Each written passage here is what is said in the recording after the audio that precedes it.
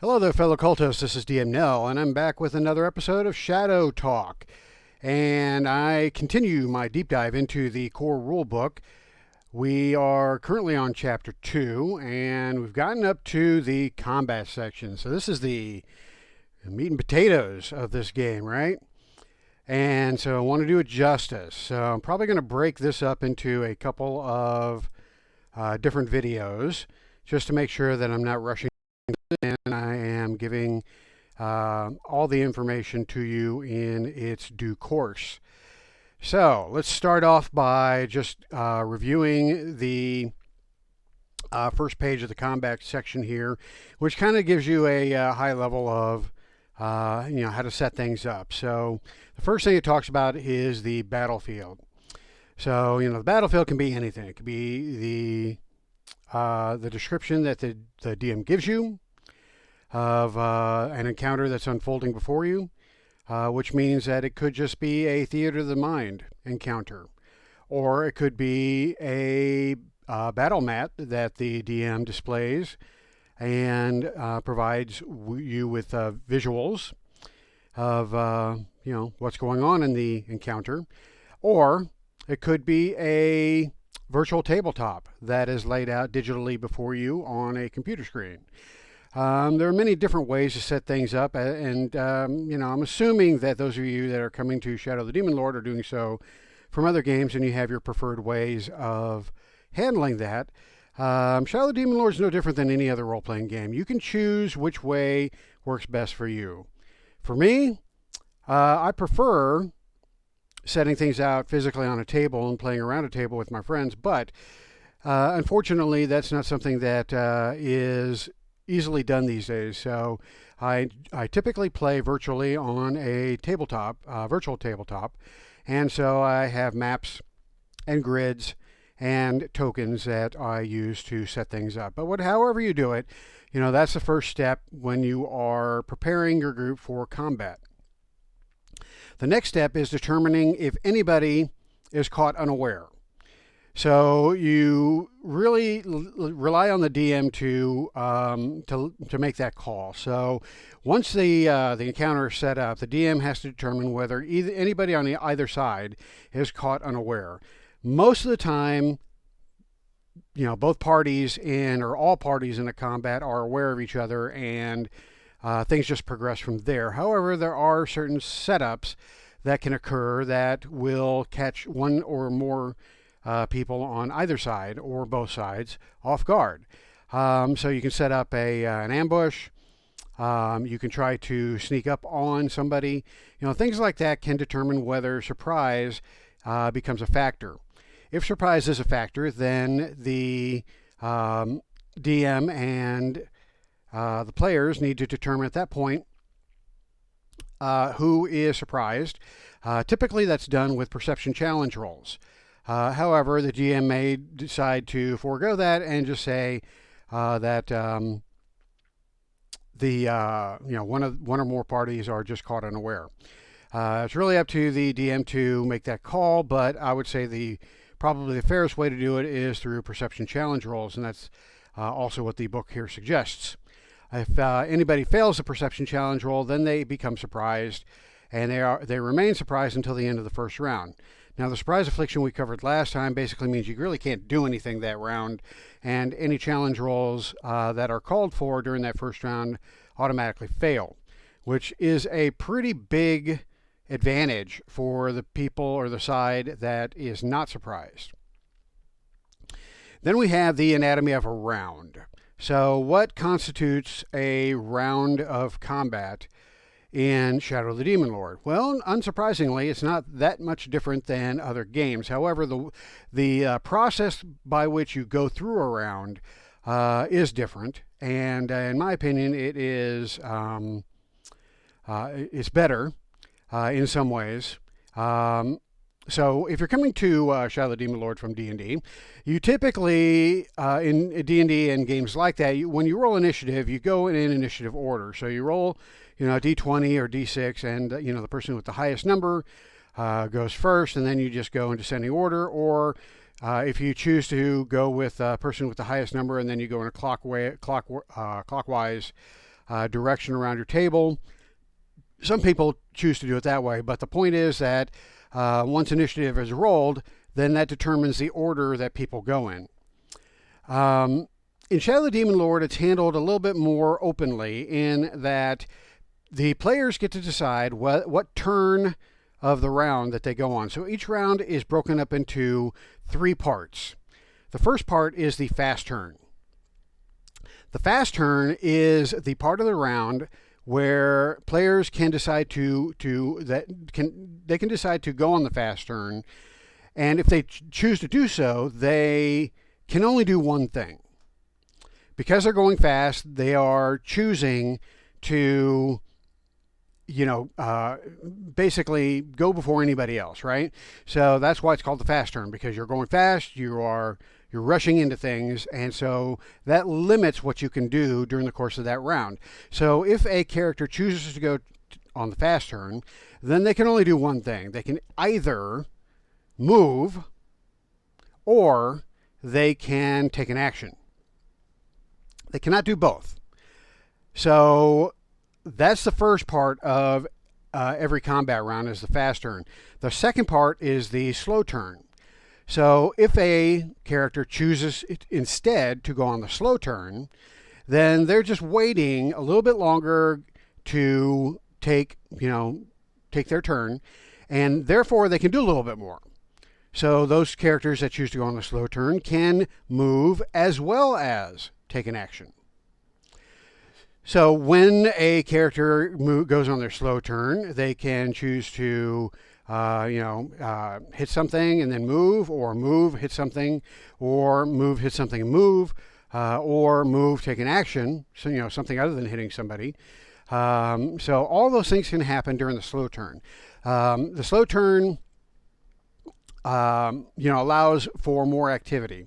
So when you have a party of adventurers, this combination of fast turns and slow turns can lead to players coming up with some tactical maneuvers to set things up. So somebody on the fast turn may set up a situation that a player on their slow turn takes advantage of. This is something that you really can't do when you have a system like D&D's initiative system, because you're determining when people go on a round, and there's no way to delay your turn in D&D and Pathfinder. Well, I don't know about Pathfinder, but at least in D&D, there's no way to delay your turn.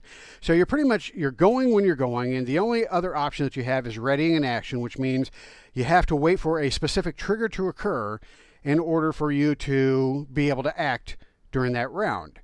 So you don't have to mess with that in Shadow of the Demon Lord. In this game, you can have the rogue use his movement to get behind an opponent, and then that sets it up for the warrior to move up to that opponent, and now they have the opponent surrounded, which, if you're using the surrounding rules, gives you a boon on your attacks. So it's things like that you can do during this fast turn, slow turn system that allows you to set up things, which is really, really interesting how it can play out. Now, the last part of the combat round is the end of round. The end of round is important because it is when certain effects either take place or they end, or something can be triggered at the end of the round. So it's really important to include the end of round in each of the rounds, because otherwise you can forget. And you can forget that your poison affliction wears off, or you can forget that your healing potion takes effect. These are things that happen during the end of the round portion of the round. It doesn't happen right when things occur in some situations. So for example, I just said healing potion. If you drink a healing potion during your fast turn as your action, it doesn't kick in until the end of the round. So that's why the end of the round is important, because you have to remember that certain effects, take place, or certain maintenance has to occur during the end of round portion of a combat round. That's why when I set up my turn order in my virtual tabletop, I always put a token in my turn order to denote that the end of the round has arrived, and that reminds me to go around the table and see if anybody has any type of maintenance that needs to occur during the end of the round before I start the next round. All right, so that is that. So also one thing it mentions right here, and I'm going to highlight this, is that when an effect specifies that it lasts for one round, it lasts for one full round, which means that it lasts until the end of the next round. So if, let's say on the fast turn, a monster hits a character and imposes an affliction on them, and let's say that affliction lasts for a round. So if we're on the fast round when this occurs, of the current round, and that person gets an affliction that lasts for a full round, it lasts until the end of this current round, and it lasts for the entirety of the next round, ending only at the end of round of that following round. So that's basically a round and a half that character is has this affliction. So that kind of sucks, but that's the rule. So you have to remember that. And that's why I highlighted it here, because it is an important rule to remember. A lot of people think, well, I got hit with this on the fast turn and it ends at the end of the round, right? No, it doesn't end at the end of this round. It ends at the end of next round. All right. The next section here just kind of gives you an example of how fast turns and slow turns work. And then this little sidebar down here talks about turn tokens. If you're at a physical table, you can use some visual reminder to tell you if you're on the slow turn or the fast turn. Back when Shadow of the Demon Lord first came out, Schwalbe Entertainment was selling these little poker chips that have the fast and slow on either side. And I don't think you can get these anymore, but this was, I thought it was cool, so I picked up a few of these. But you really don't need them. I mean, it's pretty, once you're done with fast turn, then you're in the slow turn.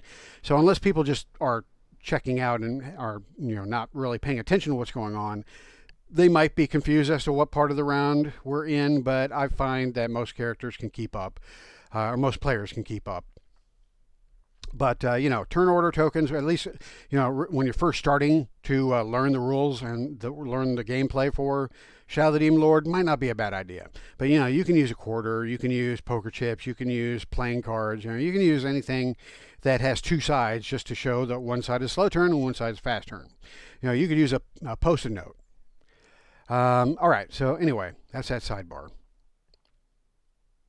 Now let's talk about move. So, as I mentioned earlier, you can during the course of a round, you can move or you can take an action. And so what does it mean to do either of those things? Well, let's talk about movement first. What does movement constitute? Well, obviously, you can move up to your speed in yards. I mean, that's the very first thing. On your turn, you can move up to your speed in yards. So if you have a speed of 10, then you can move 10 yards during your turn. Up to 10 yards. You can move less than that if you want to. You can move, part of your speed. And if you are allowed to take an action, say if you're on your slow turn, you can take an action and then you can move the rest of your allotted movement. So you could move 2 squares or 2 yards, take an action, and then move the remainder of your 8 yards. So how you spend your move is up to you, but you have your full speed to play with when you take a move. However, that's not the only thing you can do. There's also balancing. So sometimes when you're moving, you have to do so cautiously because the thing that you're moving across is not very sturdy, or it's very narrow, or you have to ensure that you're not in danger of falling off or slipping and falling or whatever. So that calls for a check to see if you can balance properly. So you balance when you move across treacherous terrain such as ice or a narrow surface. Such surfaces also count as difficult terrain. So difficult terrain means that you move 2 squares for every square of movement. or 2 yards for every yard that you are moving. When you move into onto a treacherous surface, at that point you have to make an agility challenge roll. If you fail, then you stop moving on that turn. So you basically catch yourself and you're like, whoa, Betty. Yeah, that's lava down there. The balance happens during your move, and if you fail, then you stop moving. If you succeed on the challenge roll, then you can continue going. If you fail badly enough, in other words, if you fail and the total of your roll is 0 or less, you land prone, or you could fall if you are on a precarious perch, as it states right there. So balancing can happen. It doesn't happen very often, but it can happen, and therefore those are the rules for how to handle that during your move. Climbing is a type of move where you're either ascending or descending or moving across a vertical surface, typically using a rope or a ladder or handholds. That surface also counts as difficult terrain.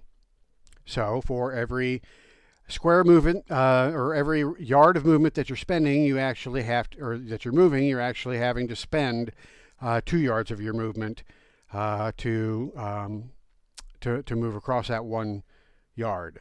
All right, so when you are climbing, the GM might call for a strength challenge roll to see if you can climb a surface that has few handholds or is coated in grease or is otherwise slick, or if you try to climb while you're distracted or you are rushed. Challenging climbs can impose 1 or more banes on the roll. If the result of the roll is a failure, you stop moving on that turn. That's important, so we're going to highlight that. If the total of your roll is 0 or less, then you fall. That's important, so we're going to highlight that as well. If I can grab it. Yeah, maybe not. All right, so that's climbing. Then you have crawling.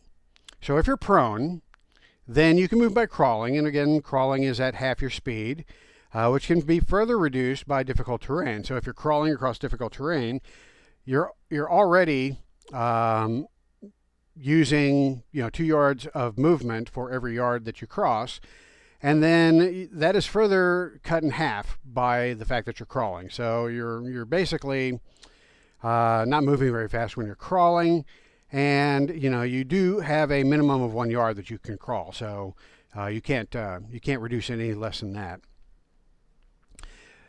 You can choose to drop prone from a standing position, and you can do that without using any of your movement. Or if you are already prone, then you can use your movement to stand up. Now this is pretty important because it comes up pretty often when somebody is knocked prone and they want to stand up. They always ask, how much movement does that take? Well, in Shadow Demon Lord, it takes all your movement.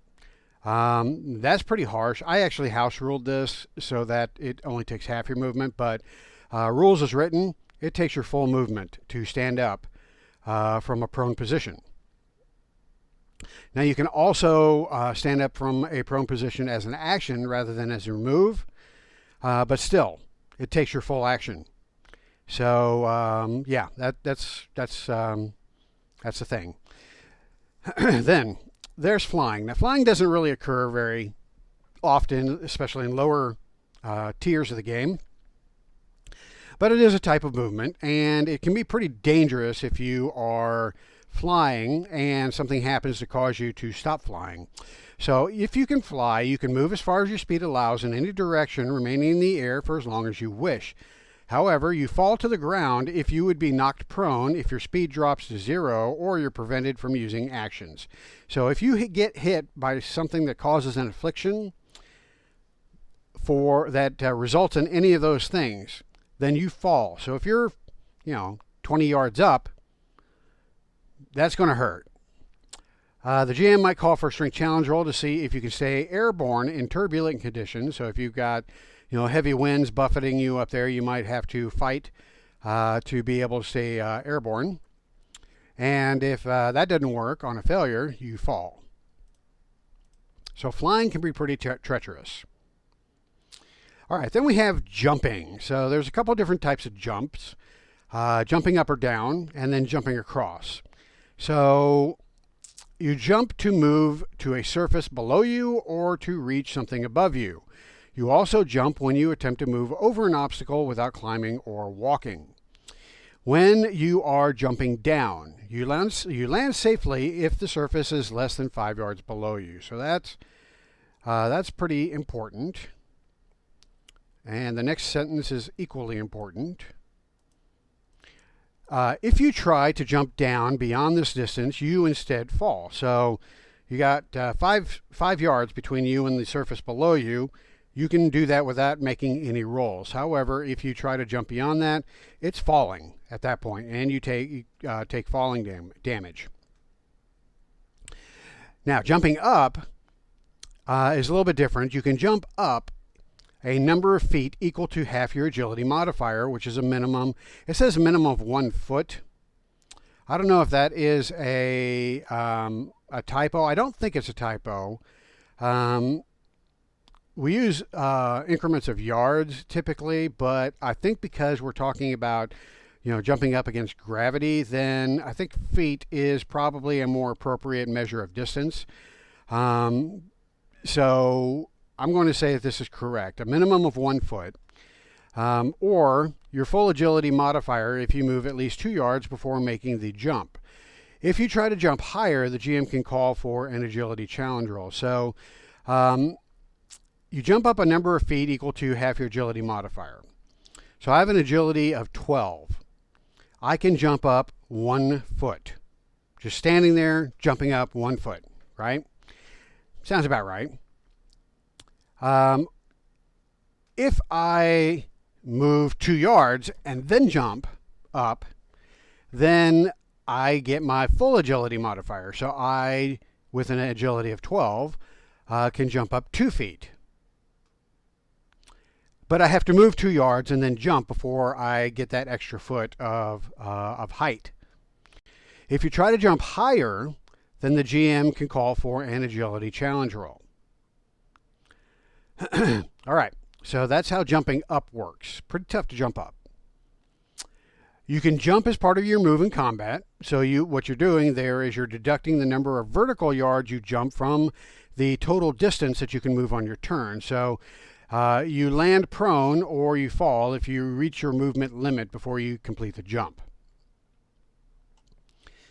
So, whether you're jumping up or down, you can do that as part of your move, but you do have to subtract that up or down jumping distance from your total distance moved. And if you use it all up before you complete your jump, then you fall or you land prone.